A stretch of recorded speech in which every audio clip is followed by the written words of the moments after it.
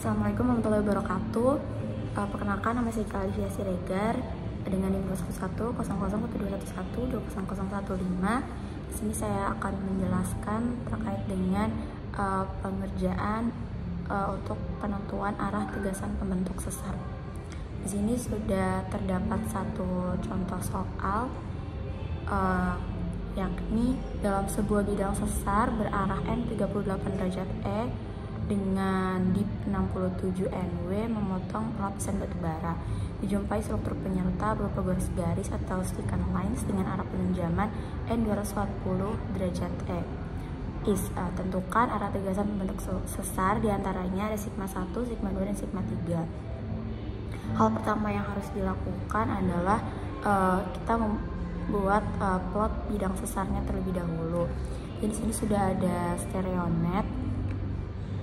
Kemudian untuk menentukan bidang sesar atau memplot bidang sesar itu, karena tadi diketahui bidang sesarnya searah north 38 derajat east, maka dari arah north di atas ini kita hitung ke arah kanan 38 derajat east. Kemudian kita beri tanda titik di sini. Lalu nanti pada stereonet diputar ke arah sini sehingga titik tersebut berada di sumbu. Nanti ketika arah strike si bidang sesarnya ini sudah berada di sumbu utara, maka nanti akan ditarik grid circle-nya membentuk bidang sesar.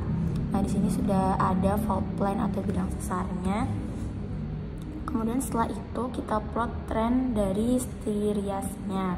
Nah, di sini diketahui bahwa arah striasinya adalah N 240 derajat east. Nah, di sini menggunakan busur searah 240 derajat east, maka kita hitung 240 derajat dari sumbu utara ke arah east. Maka di sini dapat diketahui bahwa dari north ini ke sini itu besarnya 240 derajat east. Kemudian setelah itu kita hitung 90 derajat dari titik perpotongan sesar itu yang ini dan striasi.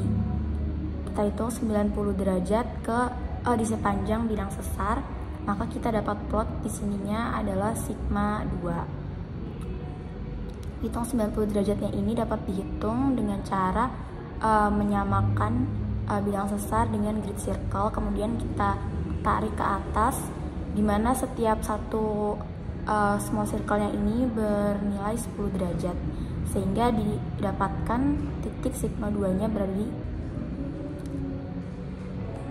kemudian setelah didapatkan sigma 2-nya, maka dari sigma 2 ini kita buat polnya. Pol itu adalah 90 derajat ke arah center dari stereonetnya ini. Jadi caranya adalah dari sigma 2 nya ini kita tarik, kita putar ke sumbu pusat yang vertikal dari si stereonetnya ini, kemudian kita tarik 90 derajat ke arah pusat. Nah, pada kasus ini didapatkan 90 derajat dari sigma 2 nya itu berada di sini. Jadi ini adalah pol dari sigma 2. Kemudian dari sigma 2 pol dari sigma 2 tersebut kita tandai sebagai sigma 1. Nah, setelah kita dapatkan tadi titik polnya, kita hitung 30 derajat dari garis perpotongan bidang sesar ini dengan striasi. Nah, itu kan di sini ya. Nah, itu kita hitung 30 derajat di sepanjang bidang bantu. Nah, 30 derajat itu kita dapatkan di sini dan kita tandai sebagai sigma 1. Kemudian kita hitung 90 derajat di sepanjang bidang bantu, dihitung dari sigma 1 ke arah yang memungkinkan. Itu bisa aja ke kiri atau bisa aja ke kanan, dimana yang memungkinkan. Nah, ini cara menghitung 90 derajatnya itu kita sesuaikan si bidang bantunya ini dengan garis grid circle.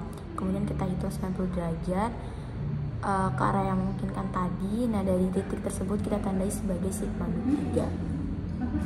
Nah, ketika kita sudah mengetahui di mana sigma 1, sigma 2, dan sigma 3, dari situ kita dapat mengklasifikasi jenis sesar apa yang berada di daerah tersebut. Menurut klasifikasi Anderson ini, berdasarkan posisi dari sigma 1, sigma 2, dan sigma 3-nya, itu dapat diketahui klasifikasi sesarnya.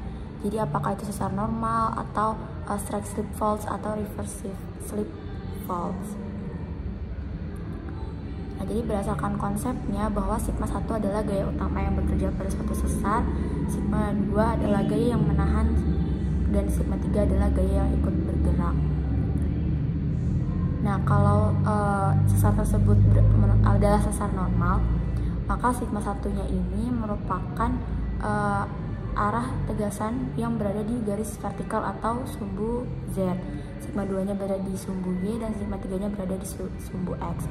Dan seterusnya, yaitu pada jenis sesar naik ataupun mendatar.